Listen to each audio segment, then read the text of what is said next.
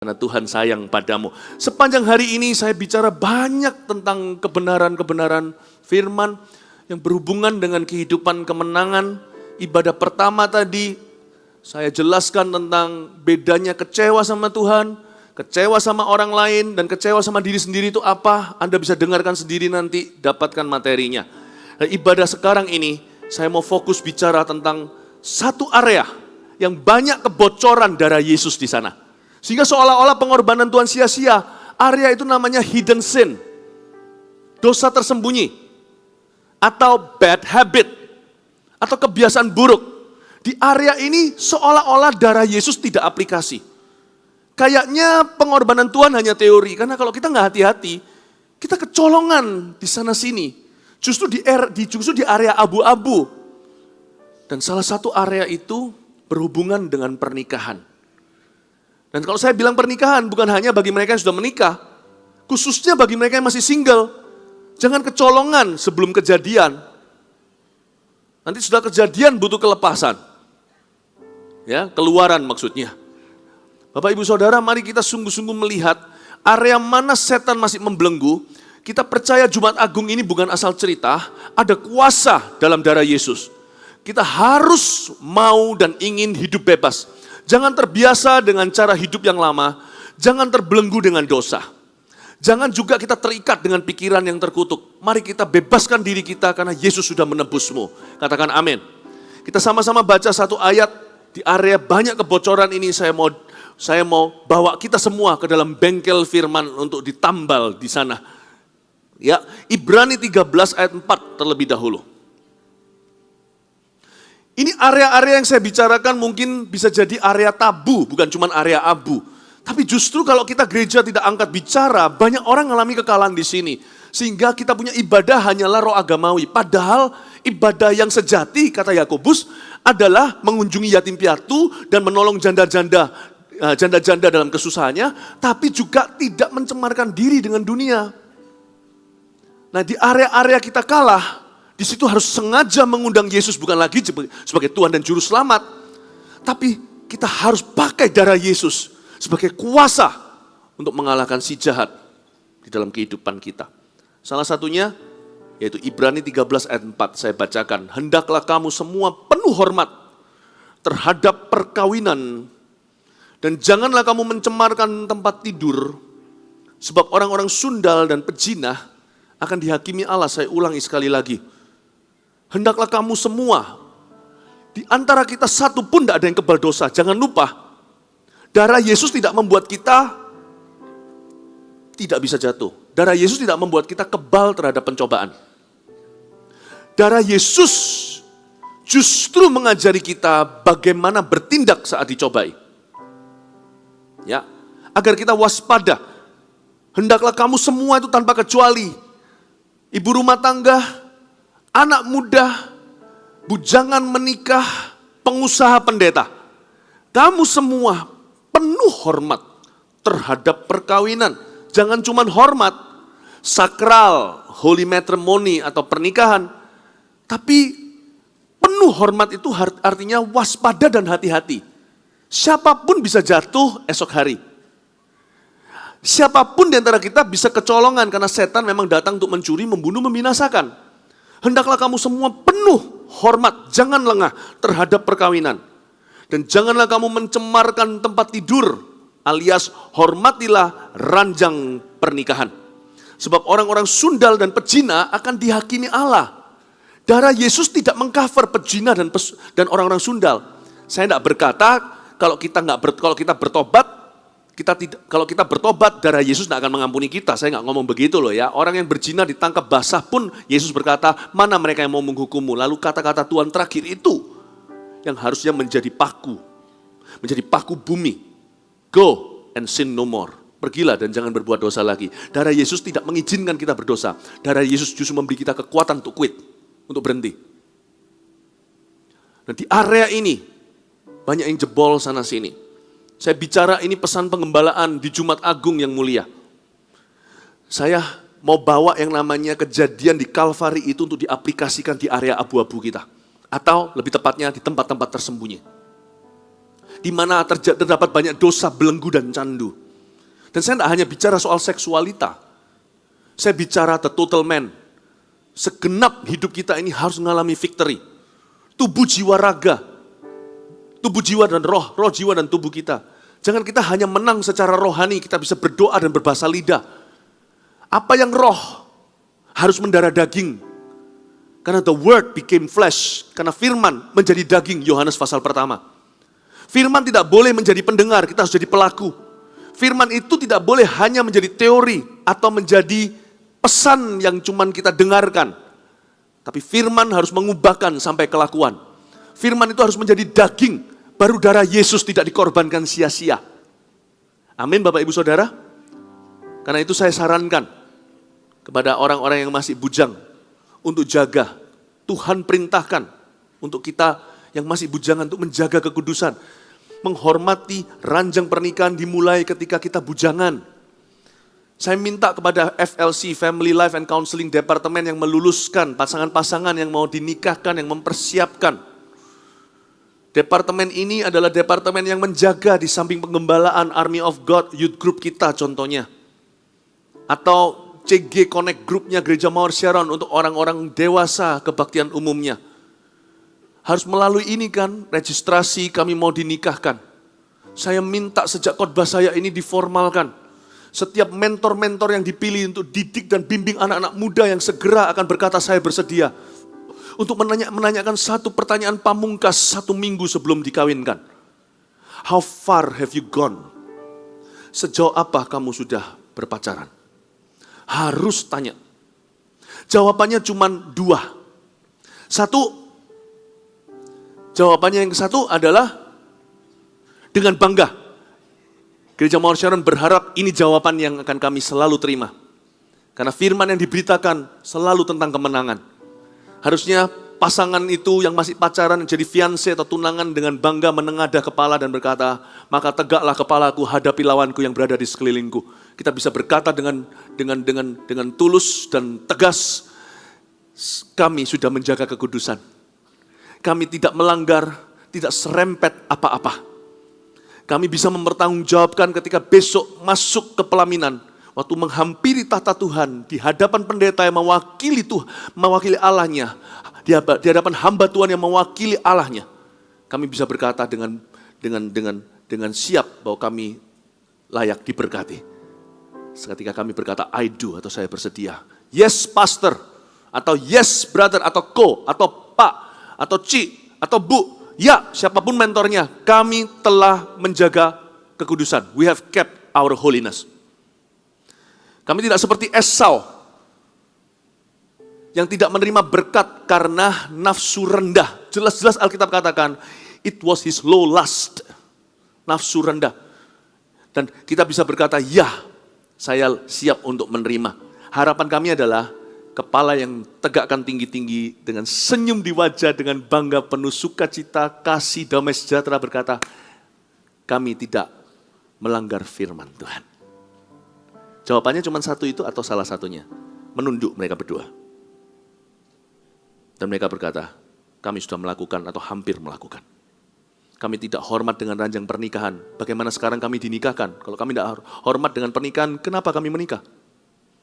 Kita bisa tidak hormat dengan pernikahan sebelum kita menikah loh. Harusnya yang layak dinikahkan hanyalah orang-orang yang hormat pada pernikahan. Kalau tidak gitu pernikahannya munafik. Darah Yesus tidak aplikasi dalam keluarga itu. Kita tidak bisa suatu hari tumpang tangan ke anak kita berkata, the blood of Jesus is all over you. How could the blood of Jesus, bagaimana darah Yesus bisa ada pada anak kita kalau tidak pernah ada pada kita? Gimana kita bisa doakan sesuatu yang kita tidak miliki? Petrus sendiri waktu berdoa dia berkata, emas perak aku tidak punya, jadi yang kuberikan apa yang kumiliki, terimalah kasih karunia, inilah kuasa kesembuhan, berdirilah. Karena Petrus sehat, terutama sehat imannya. Dia kepenuhan Roh Kudus. Dia punya karunia iman untuk mengadakan mujizat. Dia berkata, stand up, berdiri. I've got what you need. Aku punya apa yang kau miliki. Dia punya confidence atau rasa percaya diri yang keluar dari hubungannya yang nyata dengan Tuhan.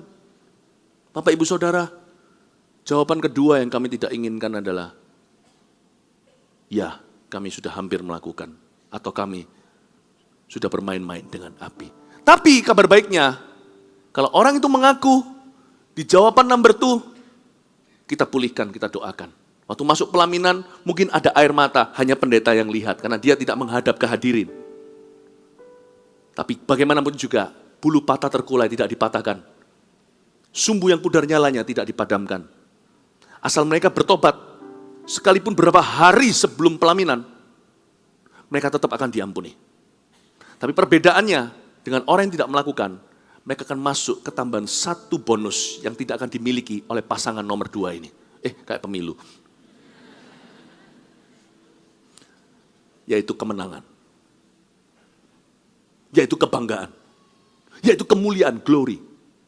Kasih karunia UMR itu diampuni. Kasih karunia maksimal itu glory. Anda mau masuk dari level bawah atau level penthouse dalam berkat itu.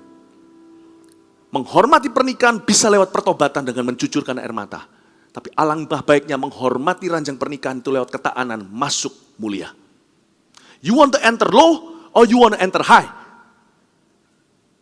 Di area ini darah Yesus harus diaplikasi.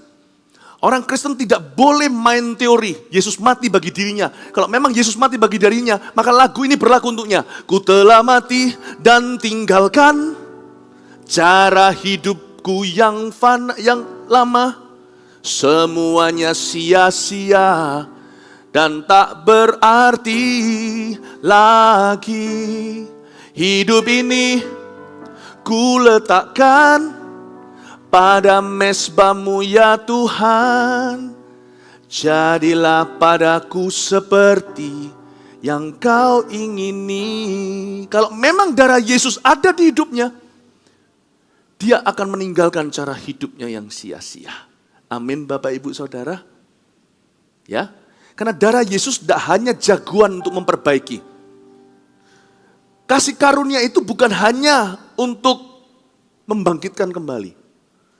Tapi darah Yesus dan kasih karunia-Nya juga jago untuk mencegah. Karena kasih karunia lah yang mengajarkan kepada kita untuk berkata tidak kepada kefasikan, kata firman dalam Alkitab-Nya. Ternyata the grace of God is not only to restore, but the grace of God is as well to prevent. Kasih karunia Tuhan tidak hanya untuk membangkitkan mereka yang jatuh, tapi juga mencegah mereka yang berdiri untuk tidak jatuh. Dua-dua kasih karunia. Satu UMR, satu maksimal. Choose. Pilih. Karena itu saya dorong, sejak saya khotbah hari ini, semua mentor harus bertanya. Beritahu kepada anak-anak juga, papa mama, ngomong dari kecil, nak, suatu hari, 1 minggu sebelum atau berapa hari sebelum kamu nikah, kamu harus jawab papa mama. Kamu sudah melakukan atau hampir melakukan tidak? Harus jawab. Dan tentunya ada opsi yang ketiga, mereka berbohong. Mereka berkata, enggak kok, kami pelihara kekudusan. Ternyata iya. Nah kalau itu yang terjadi, ya resiko tanggung sendiri. Berarti mereka masuk bukan kepada sebuah berkat, tetapi mereka masuk kepada sebuah dusta. Kenapa gereja lain tidak mau melakukan begini? Itu urusan masing-masing. Itu urusan masing-masing. Ada orang berkata di gereja Mawar Sharon kalau mau diberkati itu susah. Lebih baik ada susahnya. Kalau enggak, kalau kita sebagai gereja tidak melakukan ini, kita tidak menghargai darah Yesus. Dan kita membiarkan orang masuk ke dalam dusta, berarti sama dengan menjerumuskannya. Bapak, Ibu, Saudara, gereja harus melakukan ini. Semoga firman yang saya sampaikan ini sampai ke gereja-gereja lain juga, agar mereka juga menerapkan yang sama. Siapa yang bangga dengan apa yang Tuhan ajarkan tempat ini, kasih tepuk tangan untuk Tuhan. Ya. Church is the standard of God's holiness and God's truth. Gereja adalah standar kekudusan Allah dan standar kebenaran Tuhan di atas muka bumi di dunia ini. Kalau gereja tidak melakukan itu sama dengan gereja yang kehilangan, seperti garam yang kehilangan keasinannya dengan apa dia diasinkan. Gereja harus melakukan, kalau kita cinta jemaat kita, kalau kita cinta domba-domba kita, kalau cinta anak-anak Tuhan yang dipercayakan kepada kita, we have to feed them, not poison them. Kita harus memberi mereka makan seperti pesan Tuhan kepada Petrus yang pegang kunci kerajaan sorga, bukan meracuni mereka. Gereja harus tegas namun kasih. Kasih, jangan lupa tegas pula. Gereja harus meninggikan standar yang Allah letakkan dalam kehidupan umatnya. Amin Bapak Ibu Saudara. Dan gereja harus dijalankan oleh papa mama. Papa mama terapkan, ngomong sama anak-anaknya, bukan takut-takuti. Persiapkan mereka justru sebelum pacaran. Nanti kalau kamu pacaran suatu hari, you have to face mommy and daddy. Papa dan mama, kamu harus menjawab pertanyaan ini. Have you done it or almost done it? Sudahkah kamu melakukan atau hampir melakukan atau serempet-serempet ke sana? Mereka harus menjawabmu. Kalau tidak, papa mama kalau tidak melakukan itu, siapa yang melakukan itu? Anda harus melakukannya. Amin Bapak Ibu Saudara. Dengan demikian anak akan punya takut dan gentar yang sehat di dalam Tuhan. Karena mereka tahu hidup mereka harus dipertanggungjawabkan. Amin. Bagaimana caranya kita tidak menghormati ranjang perkawinan? Sebenarnya ada beberapa cara. Satu, percabulan. Ya. Lalu perzinahan. Homoseksualita. Lalu habis itu prostitusi, pornografi. Saya tambahkan 2 lagi ekstra karena zaman ini zaman digital. Yang pertama, percabulan tidak sama dengan perzinahan. Percabulan adalah seks sebelum nikah. Apapun itu, tergolong fornication atau percabulan. Tapi apakah Tuhan itu peduli sama tubuh ya? Bukankah yang penting adalah pengakuan iman? Iman tanpa perbuatan adalah mati. Ada orang berkata, aku punya iman. Tapi ada orang yang berkata, aku tunjukkan perbuatan, harusnya kamu tahu imanku. Percaya saja itu mudah. Karena bahkan roh-roh jahat pun percaya kepada Tuhan dan gentar, kata firman Allah. Tapi mereka tidak melakukan kehendak Tuhan. Bapak, Ibu, Saudara, mari kita terapkan. Karena Yesus mati di kayu salib itu badani. Yesus tidak mati itu hanya jiwanya, yang di kayu salib itu tubuhnya yang dipecah. Kalau Yesus mati jasmani, dosa juga harus mati di dalam tubuh kita. Karena Yesus punya kematian bukan rohani saja, kematiannya itu fisik saudara. Berarti Allah mau agar kita melayani dia, tubuh, jiwa, dan roh juga. Jangan pernah kita berkata, yang penting rohnya. Tapi tubuh kan sembarangan. Terserah saya mau apakan. Darah Yesus itu aplikasinya berhenti sampai jiwa. Badan saya dia tidak berhak apa-apa. Saya mau ngerokok, saya mau narkoba, saya mau pornografi, saya mau prostitusi, saya mau apapun juga. Gimana gua pakai mulut saya. Bapak, Ibu, Saudara, when Jesus bought us, He bought us totally. Waktu Tuhan membeli kita, dia membeli kita sepenuhnya. Tubuh, jiwa, roh, semua. Makanya kata itu disebut lunas. Bukan setengah dia bayar kita. Apalagi hanya DP-nya. Jesus has purchased you and me. Thoroughly. Secara fisik juga. Waktu Tuhan menjadi Tuhan atas hidup kita. Hati-hati sebentar lagi Paskah hari Minggu besok. Waktu dia bangkit, kita akan bangkit bersama dengan dia. He wants your all. Dia ingin semuanya. Dia nggak hanya ingin ministry pelayanan kita di gereja Asher atau pimpin pujian atau cuman berkhotbah. No, He wants your life. Dia mau setiap, makanya ada lagu tadi, setiap jam ya Tuhan dikau kuperlukan. Dia ingin setiap menit hidupmu. Dia mau setiap aspek hidupmu. Dia mau masuk di dalam setiap ruangan hatimu. Jadikan dia Tuhan sama sekali atau bukan Tuhanmu sama sekali. Tidak ada jalan tengah-tengah karena hanya ada satu jalan. Dan jalan itu penuh, tidak setengah kilometernya. Akulah satu-satunya jalan kepada Bapa, tak seorang pun dapat datang kepadanya kecuali melalui aku. Mungkin ini kita dengar firman seperti ini, kita harapkan hanya kita dapatkan firman pengampunan kalau kita Jumat Agung yang mulia. Tapi saya lebih tertarik dua-duanya.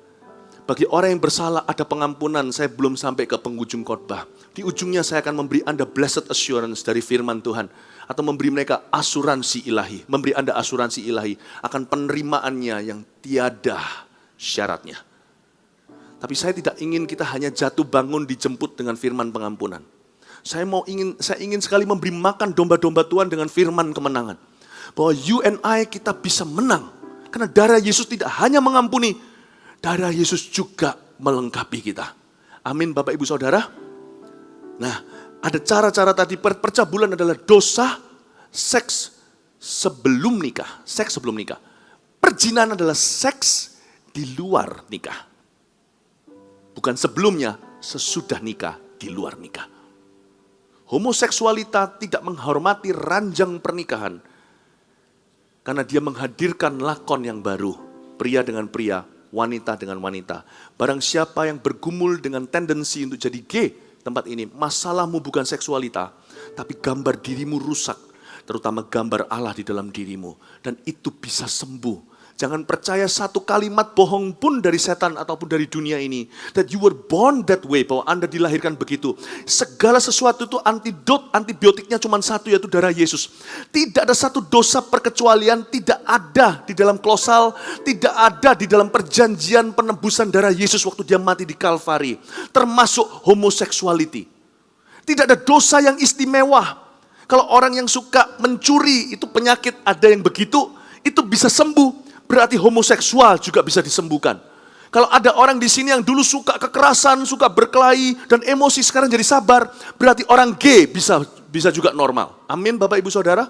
Darah Yesus itu komplit, darah Yesus itu total, darah Yesus itu menyeluruh. Tidak ada satu dosa perkecualian, ketinggalan. Kata Bapak, dulu waktu aku utus anakku, Yohanes 3 ayat 16, dia menebus dosa manusia, kelupaan, waktu itu belum ada gay. Coba lihat di kitab Roma, dari sejak zaman Paulus, sudah ada homoseksualita. Sejak dari zaman Sodom Gomora, Yesus belum datang, sudah ada homosexual sins. When Christ died, He died for all sins. Waktu Kristus mati, Dia mati untuk all sins. Untuk semua dosa. Ada satu obat untuk setiap orang berdosa. The blood of Jesus. Darah Yesus. Dan kalau Dia bisa menuliskan nama kita yang harusnya masuk neraka dengan jiwa kita, Dia pindahkan dari gelap ke terang dan ditulislah nama kita di kitab kehidupan. Kalau Allah bisa pindahkan secara supranatural nasib kita kekal, Allah bisa pindahkan kebiasaan burukmu di alam natural. Dari yang merokok, berhenti sama sekali. Jangan bilang minggu depan Anda baru berhenti. Anda sudah ketinggalan 2000 satu minggu. Yesus sudah lunasi dirimu 2000 tahun lalu. Seminggu demi seminggu, Anda sudah telat. Jangan bilang next year, tahun depan saya akan berhenti. Anda mau berhenti, tinggal sekarang Anda sebut darah Yesus. Dan minta tolong sama Tuhan, dan jangan menoleh ke belakang. You can quit right here, right now. Darah Yesus itu memadai. Darah Yesus itu cukup. Makanya ada pepatah berkata, kasih karuniamu cukup bagiku. Itu termasuk darahnya cukup kuat untuk melepaskan kita dari segala mauping kumat kita. Segala sesuatu bisa dibebaskan karena darah Yesus selalu lebih kuat. Kasih tepuk tangan untuk Tuhan. Amin Bapak Ibu Saudara. Ya, perzinahan, homoseksualita. Lalu habis itu prostitusi dan juga apa tadi satu lagi? Pornografi. Nah, saya ajak kita lihat di 1 Korintus pasal yang ke-6. Buka sama saya di 1 Korintus pasal 6. Coba saya jelaskan sekarang ya. Dosa-dosa di fisik, di area abu-abu. How the blood of Jesus will apply. Sadarkah saudara, saya sedang operasi tubuh Kristus sekarang. Dan operasi ini harus hati-hati. Karena dia membelah lebih dalam. Memang ada lubang yang lebih dalam. Waktu saya ngomong begini, saya tidak main aman. Pasti beberapa orang tersinggung. Beberapa orang tersentak.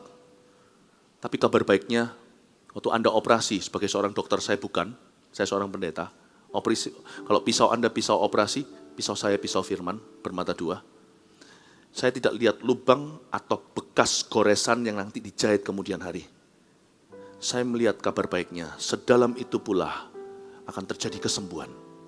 Waktu kita operasi, ada sesuatu yang di-remove atau diambil daripada dirimu. Waktu kita operasi, pikiran kita adalah untuk menyembuhkan pasien kita. Saya sedang mengoperasi tubuh Kristus saat ini juga ke area-area yang tidak semua orang kan berani khotbahkan dan masuk dan penetrasi ke sini.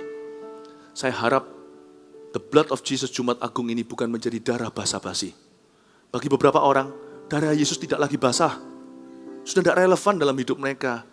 Orang bisa datang dan kusyuk di gereja, pulang tetap berdosa. Malahan, darah Yesus bukan cuma sudah tidak basah, darah Yesus bagi beberapa orang sudah basi, makanya namanya basa-basi. Sudah basi. Darah Tuhan sudah ketinggalan zaman. Ada banyak dosa modern ini rasanya nggak mempan. Let me tell you again, as a preacher. Saya berkhotbah, I'm giving you a very old religion. Saya memberikan kepada Anda agama yang sangat lama. 2000 tahun lalu tidak berubah Yesus selama-lamanya. Darah itu sekuat pada waktu dicurahkan di Kalvari. Hari ini dalam kehidupan Anda. Waktu Anda dan saya percaya kepada kuasa darahnya, sesuatu akan terjadi di dalam hidupmu. Kalau kita terlena, kita santai saja, kita berkata besok aku akan quit kebiasaan buruk ini. Izinkan saya mengingatkan lewat firman di mulut saya. Dengan kuasa Roh Kudus di tubuh saya waktu saya melayani Anda. Semoga Anda bisa melihat sebuah kebenaran bahwa Anda sudah terlambat 2000 tahun sekian bulan. Ini sekarang sudah bulan April. Kalau Anda berkata aku mau hentikan ini tahun lalu, Anda sudah telat 4 bulan plus 2000 tahun. Tidak ada alasan untuk mengulurnya 1 hari lagi, buanglah. Di dalam kantongmu itu atau di mobil atau kendaraanmu yang Anda taruh karena tidak berani masuk ke gereja. 5 puntung rokokmu sebelum beli lagi ke kios berikutnya. Throw it away. You are late by 2000 over years. Anda sudah telat 2000 sekian tahun.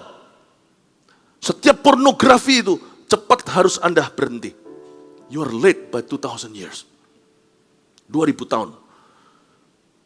Saya percaya darah Yesus is tough, kuat. Saya bisa memilih untuk mengkhotbahkannya secara roh agamawi. Tapi saya lebih memilih untuk mengkhotbahkannya secara kehidupan dan dalam skala kuasa. Saya percaya ini sajalah kasih bagi jemaat. Karena hanya demikianlah jemaat bisa hidup happy. Karena mengalami victory atau kemenangan yang sesungguhnya dalam kehidupan mereka. Setiap hari. Kasih tepuk tangan untuk Tuhan. Segala sesuatu. 1 Korintus 6 ayat 12. Nasihat terhadap percabulan, segala sesuatu halal bagiku. Nah ini masalahnya. Disinilah darah Yesus seringkali kehilangan kuasa. Di area halal. Ini bukan bicara soal babi. Ini tidak ada urusannya dengan jasiu. Segala sesuatu halal bagiku. Disinilah orang Kristen banyak bicara. Kita yang menentukan apa yang halal bagi kita. Nah di sini hati-hati. Segala sesuatu halal bagiku. Disinilah linear. Disinilah kita lengah. Tetapi bukan semuanya berguna. Segala sesuatu halal bagiku. Tapi aku tidak membiarkan diriku diperhamba oleh suatu apapun. Di ayat 12 ini. Segala sesuatu halal bagiku disebut 2 kali. Inilah area abu-abu. Check again. How far has the blood of Jesus ministered to you? Sejauh apa darah Yesus sudah melayani dirimu? Bukankah kita dipanggil untuk menjadi serupa dengan Allah? Bukankah ada pepatah kita ini disempurnakan tiap hari hingga suatu hari di pintu gerbang sorga? Nah Tuhan tidak bisa sempurnakan kalau Anda tidak buka pintu di area abu-abu. Di area itu Yesus harus memerintah secara sengaja. Seperti yang dikatakan di kitab Wahyu, dia mengetuk pintu. Sebab Tuhan tidak pernah memaksa. Roh Kudus itu tidak pernah menyurupi. Kalau ada orang berkata, aku kesurupan Roh Kudus. Orang itu salah sangka karena roh setanlah yang menyurupi. Roh Kudus itu memenuhi berdasarkan sepengizinan orang itu yang merindukan kepenuhan. Roh Kudus itu memenuhkan. Dia tidak merasuki. Berarti dia harus kau undang masuk di area itu. Dan untuk angkat bicara, khususnya perkara tabu, harus ada yang pecahkan telurnya. Biar firman ini icebreaker-nya. Menghancurkan es batu. Coba pikirkan, setiap kita pasti ada area-area itu. Sebagian kita area abu-abunya lebih hitam, sebagian sudah lebih putih. Ada yang masih keruh, ada juga sebagian orang Kristen yang lebih jernih. Namun tidak ada seorang pun di antara kita bisa mengklaim dirinya sudah sempurna. Di area saya juga ada hal-hal yang saya izinkan dalam kehidupan saya. Oh Tuhan, bentuklah aku menjadi serupa dengan dirimu. Bapak ibu saudara, if you want to show your love, kalau kita mau melayani Tuhan dan sungguh-sungguh menunjukkan kasih sejati kepada Yesus sebagai Tuhan dan Juru Selamat kita, jangan tunjukkan di area putih karena semua orang bisa melayani di gereja. Go to your gray areas and prove your faith. Pergilah ke area abu-abumu dan buktikan imanmu. Sebab iman itu sesungguhnya terbukti di area tabu. Setiap orang bisa melayani di gereja. Problemnya adalah waktu mereka kembali ke kehidupannya. The blood of Jesus seolah-olah hanya dongeng belaka. Kalau kita mau betul-betul berubah, harus mulai dengan satu warna. Bukan putih, bukan kuning, tapi abu-abu. Harus mulai dari situ. Itulah sebabnya banyak kita ketinggalan. Banyak kita ke gereja, tapi gereja tidak pernah ke kita. Banyak orang datang ke gereja, tapi tidak pernah diizinkan gereja datang ke mereka. A true church is inside. Gereja sejati itu di dalam. Gedung ini celebration atau perayaannya. Tapi kalau ini tidak bisa masuk di dalam hati seseorang dan mengubah sampai ke mikro kehidupannya, maka ini adalah roh agamawi. Karena itulah, yang mikro itulah namanya jalan kehidupan. Makanya kekristenan itu bukan agama. Kekristenan itu hubungan. Anda harus bawa ke rumah, khususnya di area-area yang Anda dan saya selama ini halalkan, padahal mendukakan hati Tuhan. True Christianity is inside.